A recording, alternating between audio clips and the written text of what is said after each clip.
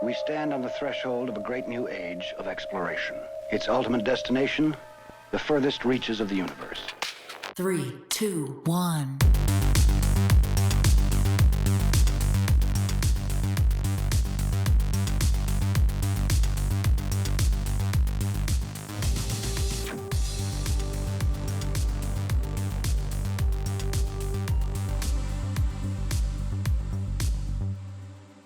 Good evening, folks, and welcome to the frontier on the campus of Research Triangle Park for RTP 180.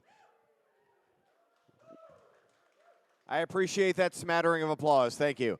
My name is Wade Mentor. I am your MC for tonight's show. Our topic is 3D designs and simulation. Now, you may notice that I'm a little furrier than the last time you saw me. I'm growing out my playoff beard. Carolina Hurricanes with a big overtime win last night over the New York Rangers. Finally looked like a good hockey team in the last 20 minutes. But that's beside the point. We're having fun here. Now, I'd like to give a shout out to our presenting sponsor, RTI International. They've been making this thing happen for quite a while. We love us some RTI International. You should give them some love, too. A larger smattering of applause. I appreciate that as well. Now, much like Humpty Hump, I've told you a little bit about myself. Now I'm going to tell you a little bit about this dance. We have 4 speakers this evening, not our normal 5, but they will be speaking for 5 minutes, at the end of which we'll have about a 5-minute Q&A session where you, the audience, have an opportunity to learn a little something more from our panel of experts in the field of 3D designs and simulations. If you'd like to connect with us on social media, you can tweet at us, you can hashtag at us.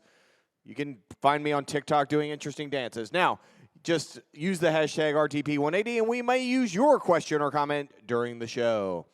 Now, for those of you who have not been in this facility before, you are sitting right now in the region's only free co-working space. That's right, it is a beautiful facility located, if not in the heart of the triangle, at least in the duodenum, and it normally looks like this. I'm glad someone finally appreciated that joke. And outside, we have all sorts of cool activities now that the weather's getting nicer. We also have the box yard right across the street there. A beautiful facility there as well. So check that out.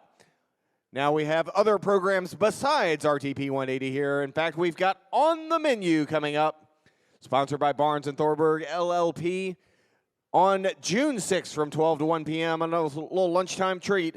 Linda Wynn will be talking to you about content creation and photography. So if you're in the area on June 6th, want to have a nice lunch here, come by, learn a little bit about photography. Now, you didn't come here to hear me talk, you came here to hear our experts. So it's time to introduce our first speaker of the evening. He's got 10 years of experience in product design, prototyping, electromechanical engineering, and design for manufacturing. Coming to us from Touchstone 3D, please welcome to the stage, Sam Feld.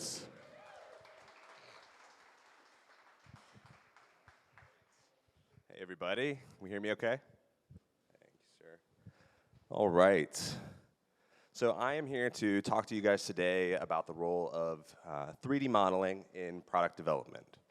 Again, my name is Sam. I'm the head of product development at Touchstone 3D. I've got 9-10-ish years of experience designing products. My background is in industrial design, or you might hear that called product design. And when I'm not working, I'm usually working on something at the house, traveling with my wife, or watching some Marvel movies. So at Touchstone, we help entrepreneurs, small businesses, medium-sized businesses take their ideas, might be a napkin sketch, maybe they've got an early prototype, all the way through the development process from concept to commercialization. It's almost always physical product. So that's kind of in a gist what we do. But today, we're going to talk about 3D modeling, and for the purposes of this conversation, I'm going to call it Cad Modeling, because that's what we call it at our office. I don't want to trip over my words too much. Cad Modeling is a tool that we use to visualize all of our ideas, kind of like sketching, but it allows us to do it as data. And because we can do that, it allows us to design more complex, more precisely, and it allows us to design faster than we used to be able to. One of the great things about CAD and CAD programs today is that most of them are pretty readily available and affordable. So anybody who's trying to get into product development and has the willingness to learn how to use it is able to do so. And for today, we could dive really deeply into it, but I want to talk about what you can get out of using CAD. So when you're looking for different programs, there's a lot of them out there. They all have different strengths and weaknesses. So it's important to find one that is appropriate for both your project type and also your budget. Some of them are free. Some of them cost $10,000 a year. Just depends on what you need. There's kind of two main categories of modeling that we use. The first one I'll talk about is called sub-D modeling. It's kind of similar. You might also hear a term called NURBS modeling. But this is really great for modeling organic and complex surfaces. These usually have a push-pull interface, which is really fun to use. It's fairly low precision, but it's really fast for making complex objects. The next type is called parametric modeling. And when we do this, we're using features and sketches and constrained geometry to create very specific and precise features. All of this gets rolled up in what's called a feature tree, and you can see that down at the bottom there. So let's say I need to adjust a dimension on a cut that I made. I can roll back in my tree, make that change, and roll it all forward. I don't have to start over. Everything should rebuild very nicely. So usually we end up having to combine both of these methods to end up with something that's both aesthetically appealing and also going to be manufacturable, have the precision for manufacturing. So how do we get started? Like I said earlier, usually our customers come to us and they're bringing us kind of a napkin sketch idea. I had this inspiration, maybe a technology, but I need to turn this into a product. So we help them through some market research and then kind of help them visualize different implementations. Here's how your product could exist, maybe to meet different business objectives. And from there, we choose one and we start refining it in CAD. We take that sketch, get it into 3D, and this allows us to iterate. We can focus on things like different user touch points. If there's electronics involved, we can make sure all of our components fit, or we can tell the engineers, like, oh, you need to make your PCB half the size. And then also we can start working through the manufacturing strategy for all the different components. And I want everybody to think of CAD as a virtual blueprint.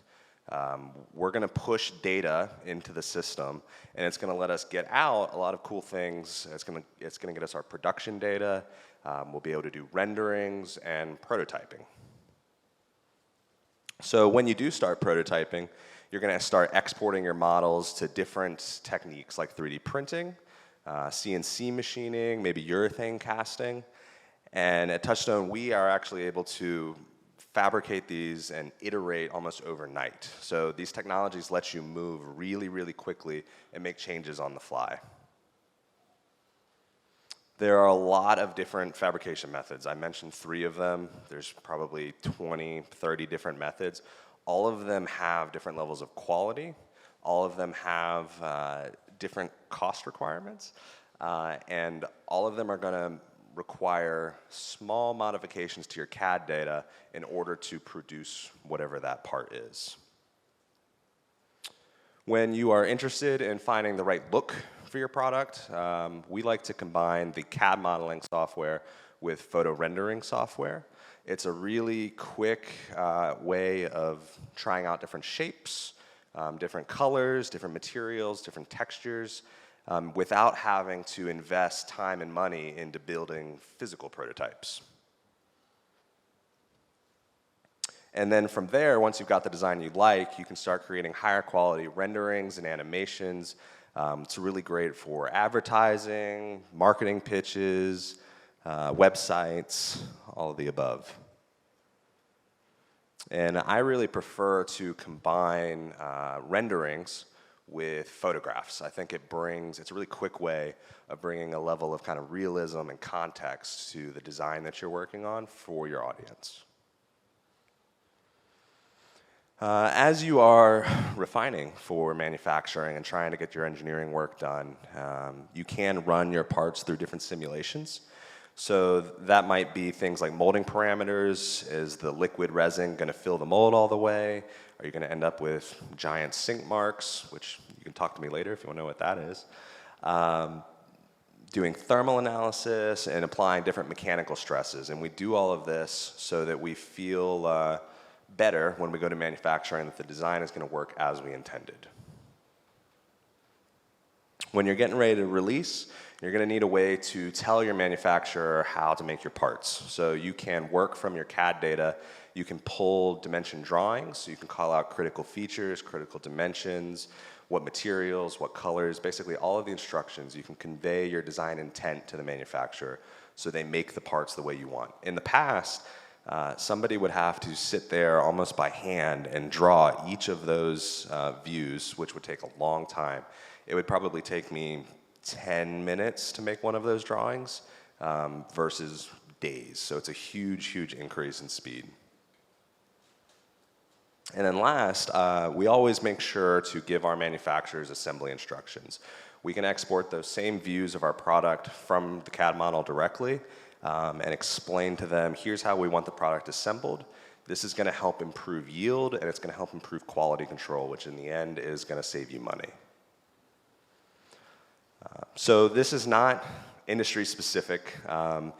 If you have the right design process and the right CAD tools and knowledge of how to use them, you can do product development and really accelerate your product development in pretty much any industry, from medical devices to sporting goods, pretty much all of the above. Thank you. All right. We're learning how to take ideas from digital to physical with Sam Feld. If you have a question about CAD, how you can take something from an idea to manufacturing, please raise your hand. Note, we do have swag bags tonight. They are delightful fanny packs for those of us who remember the 80s, filled with all the summer essentials you'll need to get your time started. So, first question of the evening. Hi, I was wondering if you could speak to how you work with clients and their ideas. So, for instance, if someone brings an idea to you, what kind of controls do you have in place, like around patents, or if it's a new idea, like what controls do you have so that they can ensure that it moves production from them? Yeah, so we've built a kind of three-phase design, develop, deploy process, but as far as intellectual property is concerned, we always work with customers kind of in that first slide we were talking about. They brought in a napkin sketch. We're going to show them 3 different designs. All of those are going to have kind of different pros and cons. Some might have more intellectual property, some might have less, but be more affordable. So we try to work through the design before we get too far into the CAD model. It's a very iterative process, but we try to tackle that early on so that we've got kind of a mutual vision of what we're trying to make. All right, next question is coming to you, Sam, from your right over here on the couch. Wonderful talk. What software would you recommend for a beginner trying to get a minimum viable product to 3D printing? That's a good question. We're a big fan of Fusion 360. It's an Autodesk product. It has probably 80 to 90% of the features of something more sophisticated like SolidWorks. But SolidWorks is going to cost you $5,000, and you can get Fusion 360 for like $60 a month. So it's a good starting point. If you're doing more sophisticated like automotive engineering, it's probably not right for you. But if you're trying to make more simple products, we can do everything we need to do with it. So I'd say that's probably a good starting point. All right, next question is coming to you from center back of the room here. So I was one of the tech shop guys that I was sad to see that go, but if there's not a makerspace available, are there ways to export CAD content that's created so that you can be a DIY person and have a physical thing, even if you don't invest in the equipment that's getting cheaper, but still costs a lot to have available? Yeah, good question. So there are outfits like ours that do design and have 3D printers, urethane casting, laser cutting, all of that. You can also find online resources like a Proto Labs or an Exometry, where basically you upload your data, your file, and they're going to produce it exactly as you made it. So if you're feeling really confident in what you're ordering, then I would say go for it.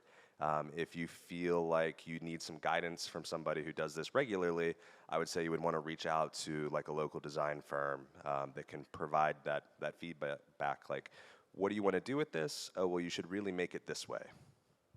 And our next question is coming to you from the center aisle here.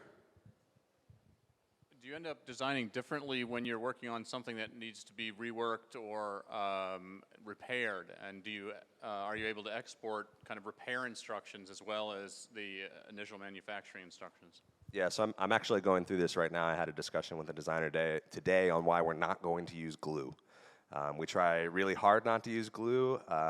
OSHA doesn't like glue. But yes, we do often, especially if we're doing things that are more like instrumentation or like surgical simulators, we'll include extra parts, and then in kind of the same way we made those assembly instructions for the manufacturer, we'll make similar kind of IKEA-like guides for technicians or for the customer to swap out those specific parts. Because sometimes you know like where your failure points are going to be, and it's anticipated, the customer knows it, here's how you swap those. Got time for one more question coming to you from your right here. So on the multiple outputs from a single input, do you get product metrics like weight or bill of materials? Yes, so when we build our CAD models, usually the CAD software has kind of like a materials library. So I can tell it that this solid body is steel. Okay, what's its weight? I can change that to make it nylon or polycarbonate or fabric. And if they don't have the material I need, I can usually make my own material if I know the properties. Yeah. All right, give it up for Sam Feld. A lot of great questions, everybody. I'm proud of you. I'm a dad, I can say that. All right. Moving on to our second speaker of the evening. She's one part executive, one part science and tech nerd, and one part starry-eyed dreamer.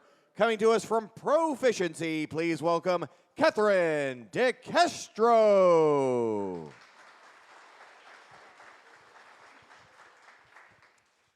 All right, thanks, Wade. I'm super excited to be here, super excited to not be wearing sweatpants and sitting in front of Zoom all day.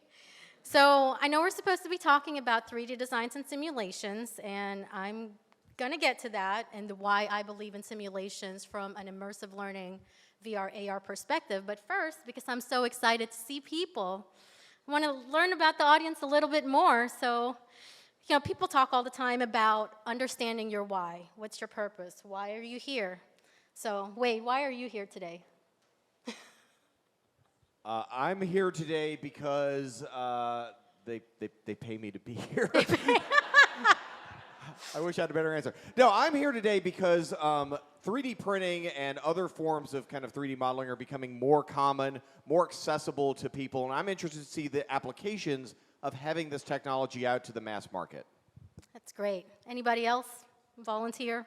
Why are you here today? All right, we got somebody back here who wants to tell us why he's here. Hello, I'm here because I started doing a little bit of like deep learning training and simulation. So I wanted to learn more about what's available in just the simulation area and 3D modeling and all of that. That's amazing. So today I'm here. Somebody volunteered me, but when I thought about why am I here today, a couple of reasons. One, I was told there was beer before and after the event. Two, when Amanda Ronan was organizing the event and I saw the agenda, I mean, I'm going to be honest, I am as far on the introvert scale as you can be. And most of the time, I try to avoid speaking engagements. I still remember the last one I did. It was an investigator meeting. So investigators are the people that do clinical trials on new drugs. And there were 500 plus people in the room. I was pregnant. I was hot. I almost fainted. I thought never again. But I saw when Amanda organized the event and she listed the agenda very, very specifically who's speaking, but then she ended it at 7:15. Everybody goes home. And I thought, you know what? These must be pretty cool people organizing this event, right? I at least got to meet them, show my face. But the last reason is that many years ago, I was at a speaking engagement similar to this, and somebody stood up and said something that changed my life, my career, and the way I looked at clinical trials and pharma in general, and helped shape my future. Like, I come from the pharma industry. And what he said that really resonated with me is that every minute, one patient dies of malaria. And it just made it that much more critical, what we did for development, and why I'm in the company that I am at today. So the company we're in, we do simulated learning. We focus on the investigators. We're not doing these 300-page PowerPoint slides like I had to stand up and give. But the benefit of that is, humans can't learn and pick up 300 pages worth of information. And in the company that I'm at today, Proficiency, we focus on the biggest risk areas. We focus on the mistakes that are likely to make. And these are patients, right? These are people that we're dealing with today. So if we could just minimize the risk to the patients, we can get the drugs out there faster. It means that we're saving lives faster. I'm particularly interested in the simulations, virtual reality space. A couple of case studies that I've either worked on myself and seen the benefits of, or it's something that we're working towards. I've read some studies, done some stats of, and in my hope for today, my third goal for being here is, as I was inspired by that speaker, hopefully at least one of you, we can change the world one at a time. We'll start thinking of things differently, start thinking of how you do things differently and the impact that you can make. So the thing that really got me very interested in simulations, virtual reality, AR, besides Star Trek and the holodeck, was I once read an article, and I think everyone here is familiar with paraplegia. It's a terrible, terrible thing, especially for people who are not born like that. But there's this one case study that I saw. It's a study that Duke's actually doing.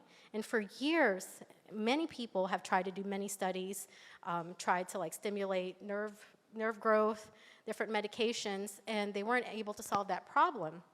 But through virtual reality and simulation training, Duke has been able to have paraplegics, so they put on these VR goggles, they have robotic appendages, and through that, some people have actually been able to regain control of their nerves and can stand up and walk again. There was even something in the news a couple of years ago where one of the people that was part of the study stood up and did a kickoff for World Cup soccer.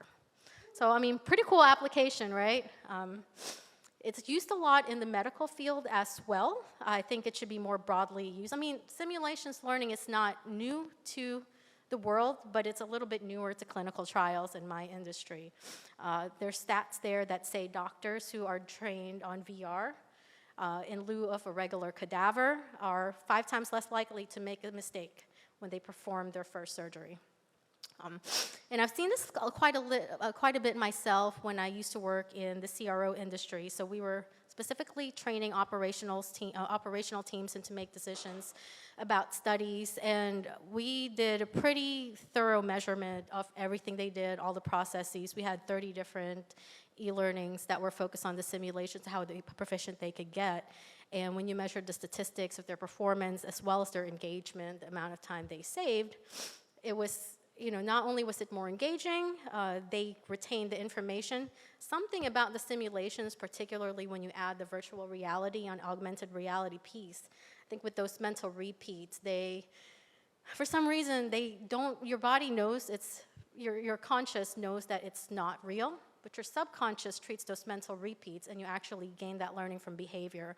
So a lot of what we do today in our company is it allows the investigators running the clinical trials to make those mistakes in a safe space, so when they go to the patients and are trying to get them through, they basically focus on treating them. They already know what to do if they're not reacting well to the dosing. They know how to adapt and all that good stuff. So there's a couple examples I have that really makes me keen and we're just doing what we can to continue to get pharma to buy in and other industries as well to really embrace this. Pharma is, for those of you, anyone here in the pharmaceutical industry? Yeah, so I think pharma is great, but it's very slow to embrace change.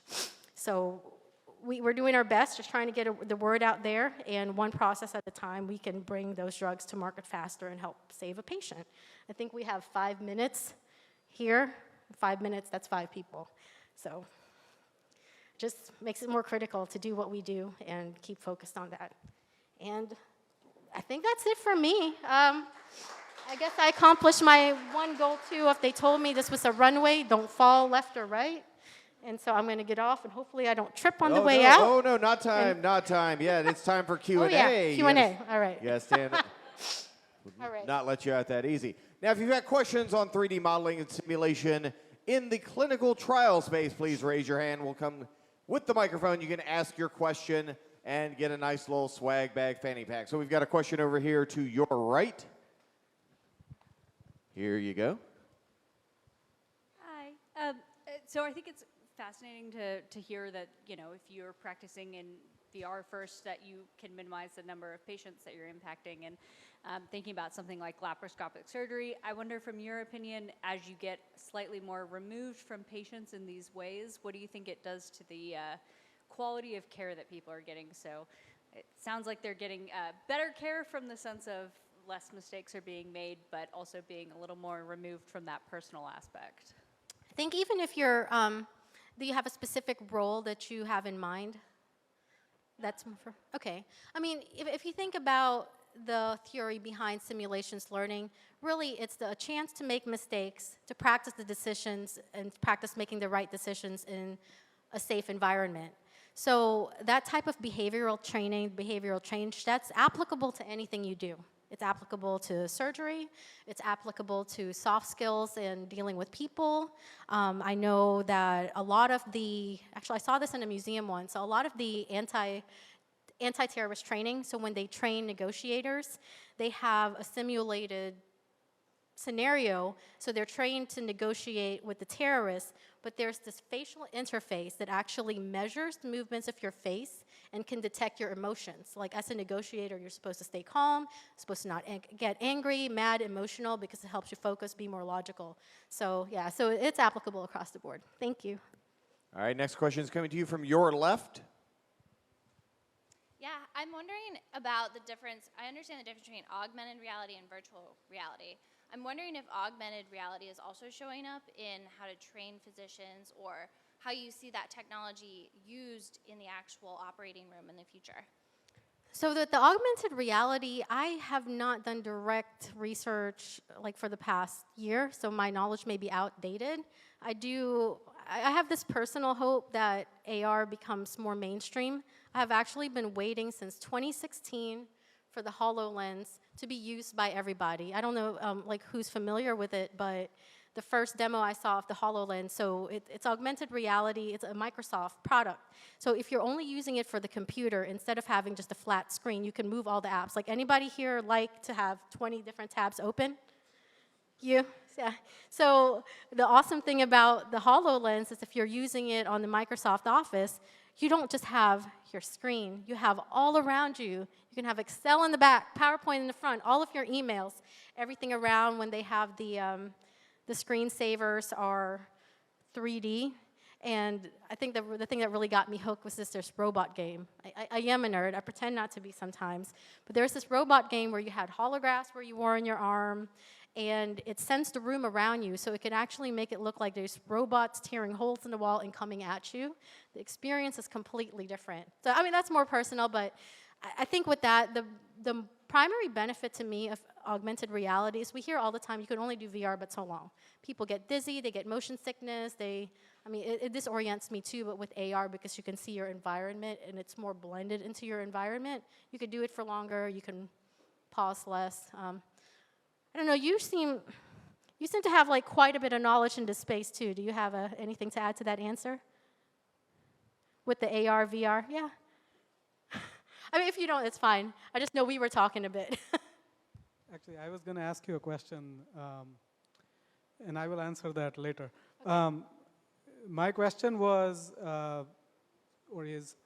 what are some of the challenges that you see in scaling up the process of developing these VR simulations and then actually getting them out? Because the access, the deployment is fairly complicated. Like you said, HoloLens, it's come and gone. It's hardly available. So yeah, what challenges have you faced in scaling this up? So one of our challenges is when you're developing simulations, our business is it's a large scale, but still a custom business. When it comes to clinical trials, it's very specific. Now, we have thought about ways in our company to try to optimize that a little bit. Like we have something that we call Simlet. So essentially, there's typical problems you see across clinical trials like enrollment and getting patients in. So we'll have kind of templated ways of developing it, but then we'll plug and play different language, different patient populations into the context. But another one is when you want to do VR, like we also do simulations 2D just on the computer, but they're going into that simulated learning experience. When you're taking it to VR, there's of course the cost. The cost of virtual reality gear though is going down. I think it's a third today of what it was in 2017 when I was first trying to push these ideas to a big company, unnamed, that didn't see the vision back then. But it is cost prohibitive if you buy one Oculus and you have people co-located and they're sharing it, that's one thing. But then when you're thinking about a large 15,000 patient trial, you have say 2,000 or 3,000 investigators spread out globally. Just think of the cost of buying the equipment, deploying it to that. There are less expensive options, like you can get like the little Google box and deploy these to your iPhone or Androids, and you can get those for like $10 in bulk, but the quality is not the same as you would get from the high-end headset. So I think it just depends on the purpose, how much the client is willing to pay, and the level of benefit you would get from 2D versus a 3D simulation. All right, our last question coming right here. So you mentioned that for the simulation training that you focus on the areas with the most risk. Does that include the screening or the treatment phase of a clinical trial, or both? So, the answer to that, it's really dependent on the therapeutic area. Our process is we have our experts who have been in the clinical trials industry for a long time to really dissect the protocol.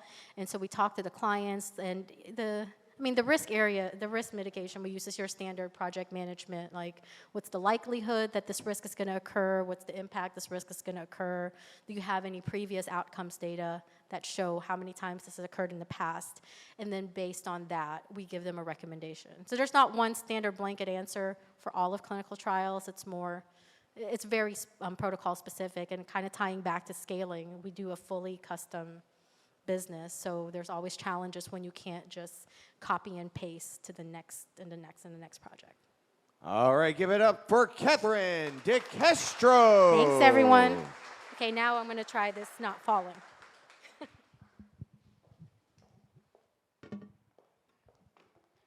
And many, if not all, of our speakers will be sticking around for a few minutes afterwards. If you did not get your question answered, you can come say hi to them after the event. They may be willing to answer your question for you then.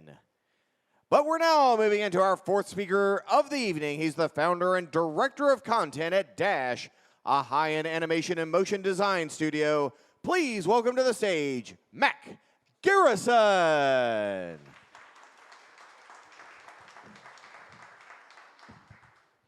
Excellent. Wow. That was a great intro. Hope you guys are excited. Who has a pink wristband on? That'll be my fellow creatives. Is there a creative in here? Hey, yes, you made it. I'm glad you're here. Any marketers in the building? Any marketers? All right, a few. All right. How about people that just like cool stuff? Like anyone who's interested? All right. I don't know why some of you aren't raising your hands because we're going to get into cool stuff. So as Wade mentioned earlier, we have 5 minutes. This is fast. And as a creative, I want to show you so many cool things, but we're going to jump right in, not waste time, and I'll try to set the record for how many slides I can show in 5 minutes. So we're Dash. We're a high-end animation and motion design studio built around creating incredible content. You know, what is motion design? It sounds Fancy.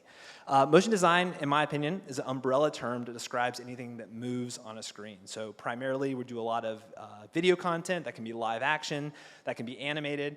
In some instances, we actually do some experimental design, so it's a little bit all over the place. So as director of content, my job is to really foster the types of projects we take on as a studio.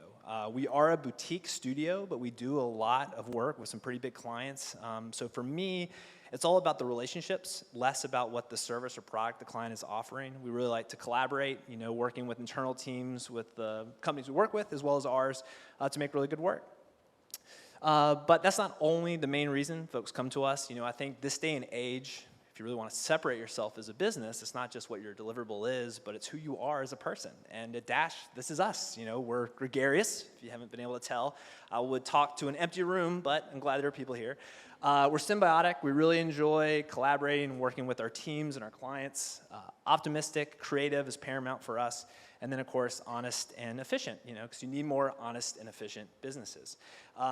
So as it really leads to is one of the reasons we really believe in community is that collaboration. So, we have 13 full-time creative staff at Dash, but we also work with a network of probably like 30 to 40 freelance creatives on a regular basis. And so it allows us to have these small, intimate, single, one-off videos, and then we can also handle really big campaigns. And that comes with really investing in our community. So we do mentorships, internships. We even threw an animation and motion design festival called the Dash Bash last year, where we really brought together a lot of top-tier creatives in the animation and video space to really help elevate and hang out. So we're partners, illustration, 2D animation, mixed media, cell animation, character animation. Like I said, if it moves on a screen, it's really our forte. But what we'll talk a little bit today about is 3D animation. But before I get there, I just wanted to run through like a few still images from some of the various projects that we've done over this past couple of years. But when I really think about Dash, we're really a generalist studio. We're not defined by one single style. We can do things that are a bit more cartoonish to a bit more sophisticated, but our teams of creatives are really flexible. In my industry in particular, a lot of folks get good at one thing and they kind of repeat it, and that kind of sounds boring. So we like to say yes to really any cool project, really get to work on some variety of content, stuff that's a bit more elegant, illustrative, and things there. But today we're going to be talking a little bit about 3D, which I'll have a couple of slides coming up to here in a second. And from our 3D capabilities, it can really be anything that's like more VFX, where we're like compositing stuff into live action video. It can be stuff that's more put together and more motion graphics and a bit on the sci-fi things. So this is a piece we did for Red Hat where we were talking about one of their products and services that involved like a dog feeder in this instance, which is pretty cool, or Wolfspeed, if anyone's familiar with Wolfspeed, silicon carbide manufacturer. This was really fun, like kind of sci-fi-esque type product. Things can look like hyper-real too. I mean, so our capabilities have come a long way in the 3D space and in animation in general, where it's pretty achievable to make stuff that looks pretty realistic. But what I figured would be really good today would be to talk about maybe one particular project in general and like how does an animation even come to life? Like if you want to make a 3D video, what does that process look like? So this was a project we did last year for Noom. It is a numbing spray that goes on the arm to help kids who are afraid of getting shots, or adults too. I mean, no offense, we're all there. So kids or adults who are afraid of getting shots, it's a numbing spray to make the pain less noticeable. So it starts off whenever we're doing a project, it's these 6 key steps. Clients like steps, we like to break things down, make animation, not look so much like magic and look a little bit easier to achieve. But like a lot of projects, initially starts with discovery. Why are we doing this? Who's this for? Where are people going to be watching this video? What do we want them to do after watching this video? It's this initial kind of discovery that really helps shape the creative. If we are making content for 60-year-old brokers as opposed to your 18-year-old who's scrolling on TikTok, that's a very different direction. So understanding a little bit about the goal of the project is a big piece of it. From there, it's ideation. What is the solve? We do design charrettes with our team. We bring everyone together. We talk about ideas that could work really well. We look at the industry as a whole. What's really trendy? Where's the motion industry going? And from there, we jump into messaging. What do we want to say? What is the cadence or voice of this video? Is it more thought leader? Is it conversational? All those things have dramatic impact on what this video is going to do. And then from there, we get into pre-production. Pre-production's all the little pieces that come together that make up that final animation, so that the idea is that by the time you get to the end of the process, there's no real surprises. So pre-production are all these little pieces that make up the video. And the last two, production and final file. So production, that's what my team loves. That's where we've mapped everything out and we're starting to bring everything into motion. And then final files is where we deliver, various compressions, whether it's going to live at an event, online, or on broadcast. So that whole process typically takes about 10 to 12 weeks on average, with reviews at every step of the way. We've definitely had clients that have pushed us a bit to deliver things sooner, which we can, and then we've also had projects that have been a bit delayed and take a little bit longer. So messaging, this is typically what one of our scripts look like. So you have a voiceover on the left, visuals on the right, basically laying out in general where we think the project is going to go, even in descriptive terminology initially. From there, it's on to like character sheets. How do we want to define the characters of this piece? It's important, and we take it into really big consideration on, what are the body types going to be like. Inclusion and diversity is incredibly important this day and age, and as designers, we are tasked with making sure that we are pushing our clients to consider that as well. So doing things like character sheets really allow us to kind of explore, what the body types and shapes are going to look like. From there, it's off to style frames. Style frames are still images that convey the overall look and feel of the project, from color palette to the environment. If there were going to be text callouts in here, how those would be treated.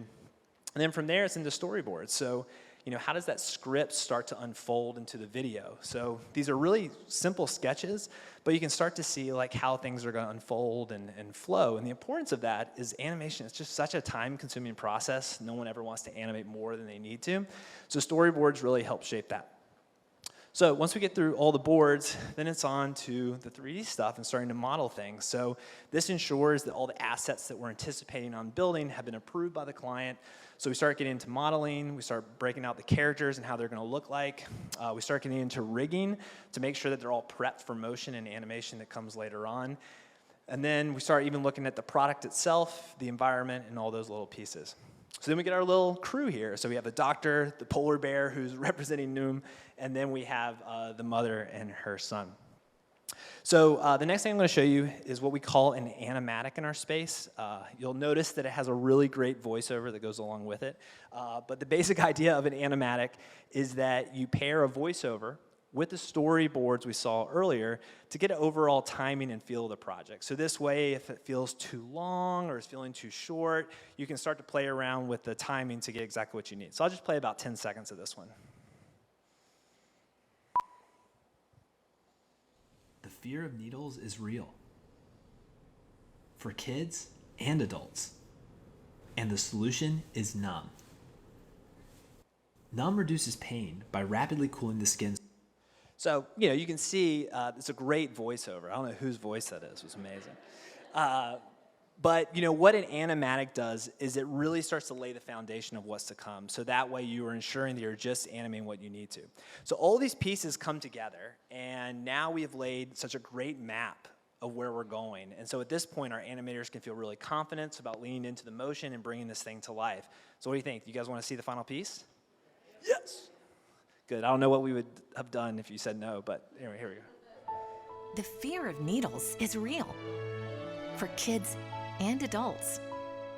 And the solution is Numb. Numb reduces pain by rapidly cooling the skin's surface prior to a needle stick. Multiple clinical studies show significant relief from needle pain with vapocoolants. Numb is the only FDA-cleared sterile numbing spray, which helps eliminate the risk of cross-contamination. And it works instantly. No need to wait like with some other numbing agents. Numb can be used prior to an injection, IV start, blood draw, or other needle-related medical procedures. The Numb Polar Bear provides a welcome distraction, which helps reduce anxiety for your little one and maybe even the child in you. Never worry about the pain of needles again. Next time, numb quick before the stick. All right. Woo, thank you. Yeah, so, wow, so quick. That was like a flash in the pan of what we can do. But like I said, you know, we are Dash Studio. We're a high-end animation motion design studio located here in Raleigh. You can do animation in Raleigh. Crazy. But if you're interested in more work, definitely follow us on Twitter. And our Instagram is chock full of just cool little inspirational doodads. But yeah, I'll turn it over to you, Wade, and I can answer any questions. All right, time for Q&A about how a design comes from idea to 3D on the screen. We got a couple questions back here. We'll go to the back of the room first, since that's the hand I saw first. Hey, when it comes to the ideation and the charrettes, how do y'all draw inspiration for like the trends and the look and feel? Like where do y'all start? Really great question.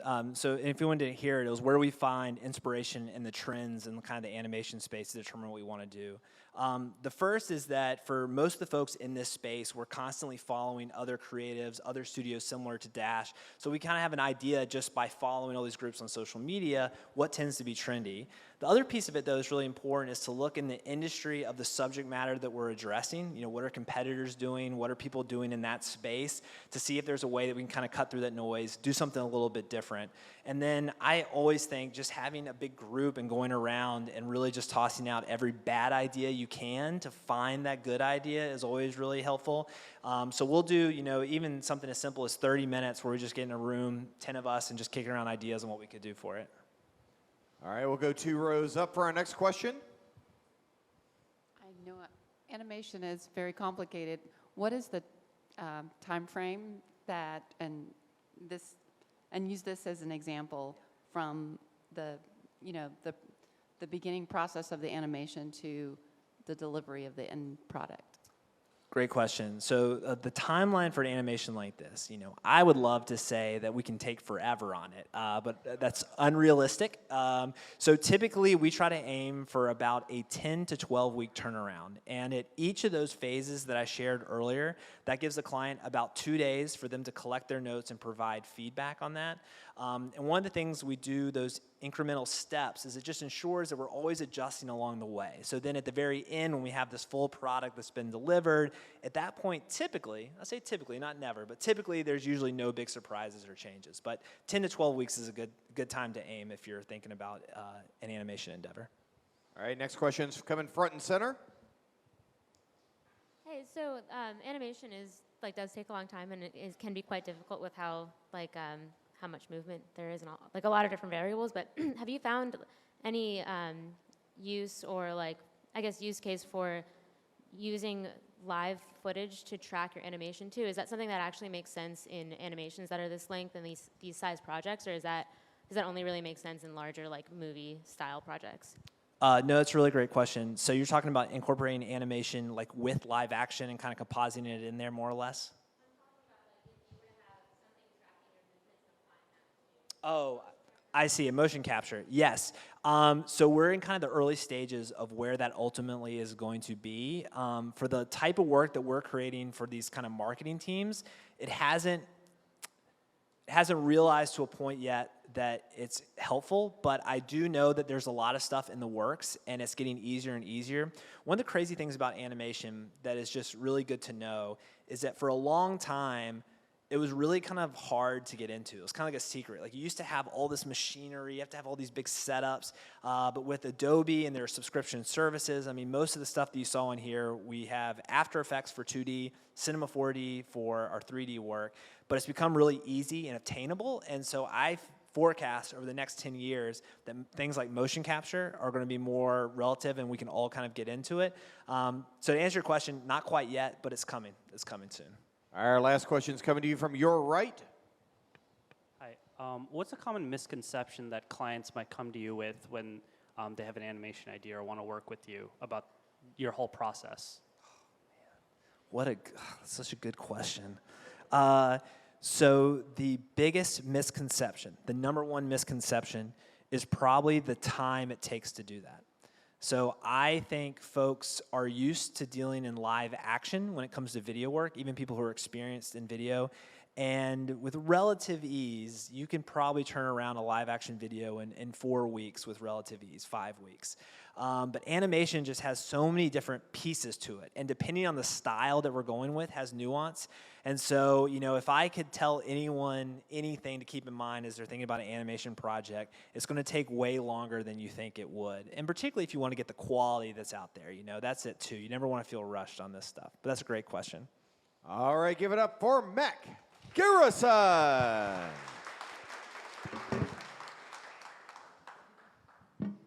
right, Mac, you're running off with my clicker. It's mine now.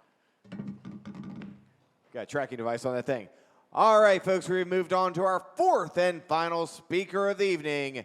He's an associate professor of computer science and the director of the interdisciplinary faculty cluster in visual narrative at your North Carolina State University. Please welcome Arnav Jhala.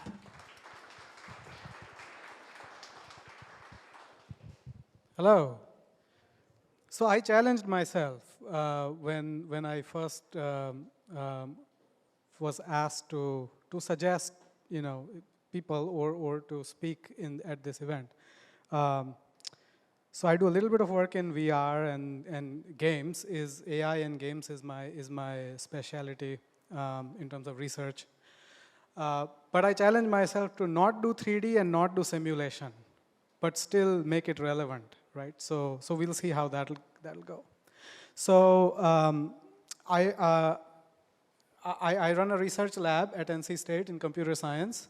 It is interdisciplinary, so I have colleagues that are in history, in psychology, in art and design, and in computer engineering. So we are like very diverse across multiple colleges. My lab's name is called Arnav, which this logo is off. It's from my students. It means automated reasoning for narratives and visuals. And what I work on as a research area, which is more commonly people would recognize AI as a research area, artificial intelligence. What I work in is what I call narrative intelligence. The distinction is subtle, but I think a very important one. In artificial intelligence, we are trying to get very intelligent, according to human standards, agents, algorithms, right? But our focus, a lot of our focus, I shouldn't say all of it, a lot of our focus has been on things like chess, right? Winning games of chess as a marker of intelligence, or Jeopardy. And this is all individual intelligence. It's like an individual who is the best at something. But our collective intelligence, our wisdom, the intelligence of our species, the reason we are successful as a species is not because of individuals. Individuals are a mere blip in the timeline of our species, right? So no individual can have any significant impact within their timelines. It has to be a collective effort. And where is all that wisdom stored? It's in narratives, right? Our fictional narratives also have real intelligence or wisdom stored in them. So that's sort of my philosophy in terms of how I approach research. How does that connect to us? Well, we use narrative intelligence, or the lens of narrative intelligence, to do sense-making, reasoning about data that we see, about observations we make in this world. We look at input modalities, text, video, audio, any kind of data. And then we look at how individuals operate on that, and then how they then generate complex ideas, generalizations from the low-level input that we get, and how we then communicate with each other to agree on what then gets transmitted on as a sort of an efficient piece of wisdom, right? And this research is pretty broadly applicable to many specific domains. My interest and my students, my lab's interest is in the core science of it, is understanding how we do it. But of course, it has applications. But I'm a professor, so I will take you back to 1944. And you look at these little animation to the right. What do you think is going on? Someone? Yes? Yes, triangles trying to get into the box, right? So in 1944, scientists Hyder and Simmel created a bunch of these animations with these triangles and circles, showed people these animations and asked them, what is the story here? And there were many, many different types of stories that people came up with. The big triangle is the little triangle's parent and is trying to make sure that the little triangle doesn't hang out with the circle, which looks different. They're all classmates, and the big triangle is a bully. Right? So racism, bullying. It's just triangles and circles absolutely randomly moving around. So we actually recreated this experiment and ran it crowdsourced on a large scale. But I'm a computer scientist, right? So we had to do something related to computer science. We actually created an animation generator that generated more curated sets of higher level behaviors, right? Chasing, cornering, things like that. And then it sequenced behaviors to then ask the crowd, what sequences of animations did people find interesting? So I won't go too far into this, but we have lots of stories that look very similar, but some of us are better storytellers. They tell a more compelling story, right? Why is this relevant? Well, now let's come back to our simulation aspect. In the, if I can use the term metaverse, which I don't understand, and I have a hard time using the term that I don't understand, but it's a hot thing, so let's just say it. So when you have characters, when you are in a virtual world that we are increasingly going into, where there are lots of stories, there are also virtual characters that we interact. And unlike an animation, which is entirely hand-controlled, these characters actually need to be interactive. You go speak with them, right? You expect a response. You go ask them the same question again, and you expect a response, but maybe slightly more nuanced response, slightly different response. Maybe the character is irritated because you are asking the same question multiple times. You know, game characters don't do that. NPCs, non-player characters in games don't do that. And so, so how do we simulate in this 3D virtual world that looks very real but has a lot of artificial characters? That's how I'm going to connect 3D and simulation with work on narrative that we do. So one thing that I want to mention here is this distinction between realism and believability. When we say simulation, what we mean is how real can we get the simulation to be? That's one of the goals, right? Like a physical simulation or a chemical simulation and so on, right? How real can it be? Simulating people is hard. People are complex. People are contextual. We don't understand people. So how do you simulate people? We cannot simulate people by thinking of realism. We simulate people by thinking of believability. Can you create a bunch of people that have interesting stories that are in a space where you can interact with them and come up with believable interactions? And so this kind of takes us back to artificial intelligence. In cognitive science and psychology, believability and interestingness of stories has been researched for a long time.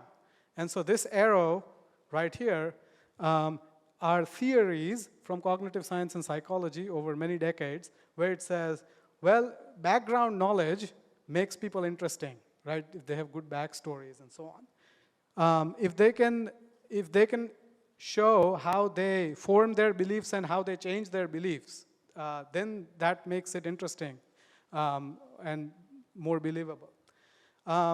There's some sort of incongruity that you can see. People are not perfect, right? And so these virtual people that we are simulating may not be perfect. And so if they show some incongruity, then that might actually be good, right? Reconceptualization is that we are able to reconceptualize what is being talked about, and so on, right? And then the last one is sort of predictive inference, where they can actually predict and show that they have predictive inference capabilities. What's kind of interesting is that down here, in this sort of now the vertical part of our T, If we look at the agents that we interact with a lot, characters like Siri and Alexa and so on, a lot of the focus on language processing in terms of AI has been on trying to perfect language. It's going back to our individual skills, right? Which is to say there's a lot of work, just like millions of dollars of NSF funding that goes to things like correct spelling generation, all the things that you do with Grammarly now, decades of research. But really, none of this is relevant in terms of believability, as research shows. And so what I want to kind of make a point here is that to simulate people, we need to look at narrative intelligence and believability rather than artificial intelligence and skill modeling.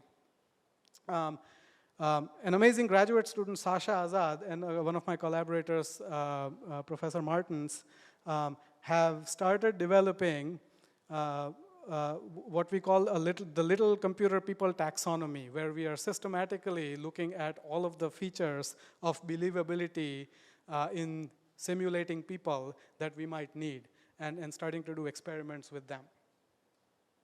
And we have a couple of examples of these that are sort of little experiences that are out there. One of my former students, Chris Miller, developed this algorithm called Stories of the Town, which is an algorithm that generates an entire village, an entire town full of people, thousands of people.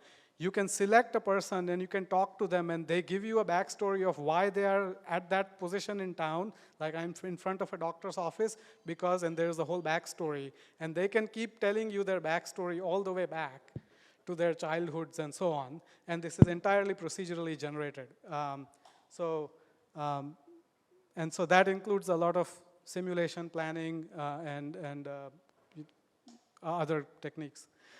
We've also kind of in the game side, one of my collaborators in Portugal, a few years ago, we released a mod for the game called Skyrim, which allowed people to create social states for characters that are in towns in Skyrim, which is this big open world game. And they actually react to interactions that you had with their friends in the village. And so if you don't act nice to someone, then later someone else is not gonna like that, and you won't get the information you need to finish your quest. And then you'll have to figure out how to navigate around that to get them to like you. And we call it Prom Week meets Skyrim because a lot of the things that come into play, like while trying to navigate your social physics to get a prom date, is kind of what is going on in that particular example here. So that's my talk, and happy to take questions. All right, time to get your questions about human interactions being modeled in the 3D space. Raise your hand, and I will bring the mic to you. If you have questions, we've got one in the far back here. All right, here's your question. Who's your favorite theme park character in Westworld? That's a tough question. I'm not going to answer that. Not on TV. Really? You're just going to leave us all hanging? I will leave you hanging. Okay, fair enough. Talk to me after. I will definitely see you after. It's more intrigue than I've seen at any show so far. All right, other questions. We've got one right here front and center. Toughest questions for me. This may or may not be germane, but I'm interested if you have an opinion on what the hell happened to Second Life. Was it too early? Okay, yes, that one I will answer. I won't deflect it because it's Second Life. Interestingly, is still to some degree around Linden Labs, and in fact, at one point, if you look at this example down here. So for those of you how many of you don't know of Second Life? People are too young here, like. So Second Life was basically a virtual world that was kind of like a 3D game version of Zoom. It's like an MMO, but for more like classes, teachers, social gatherings, things like that. And there were islands, and I think IBM had a few islands there, and people at IBM used to work there. but this was like many years ago. Interestingly, Second Life did get at some point interested in this character simulation aspect. And this bottom right one, this example here, is from an iPad app called Versu, V-E-R-S-U. And this was a simulation. So a writer and an AI person developed this. And what they were doing was they took Old English, sort of Victorian English novels, and they simulated character interactions through characters in that. And so you can actually look at stories that were generated by getting a collection of these. And their emphasis was on social practices that were consistent with that time period. And so that's what they were simulating in that. So I highly recommend, if you're interested, to look at Versu. And also, Emily Short is the writer, and she has a fantastic blog. Might be worth checking. Our last question coming here from your left. Hello there. I would like to ask you about the Skyrim mod. It looks really cool. Where can I get it? So it's called Social NPCs. And it's available on Steam and also on Nexus Mods. So you should be able to get it. Yeah. Leave a review if you like it. All right, give it up for Arnav Jhala.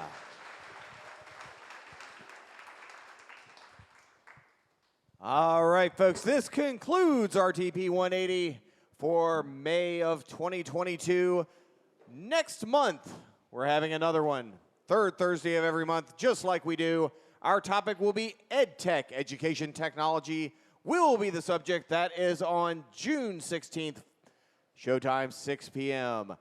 Now, before we go over there to get the beer, first of all, thank you so much for attending. Tell your friends, come out, see RTP 180. We have a different topic every month. Some of our speakers will be sticking around. If you did not get a chance to have your question answered here live, go find them. Maybe buy them a free beer, and you will be able to get your questions answered. Come back next month. We'd like to give one more shout out to our sponsors, RTI International. They're the ones making this happen. On behalf of RTP 180, presented here at the Frontier, I've been your MC, Wade Mentor, saying thanks for coming out and have a safe journey home. Good night, everybody.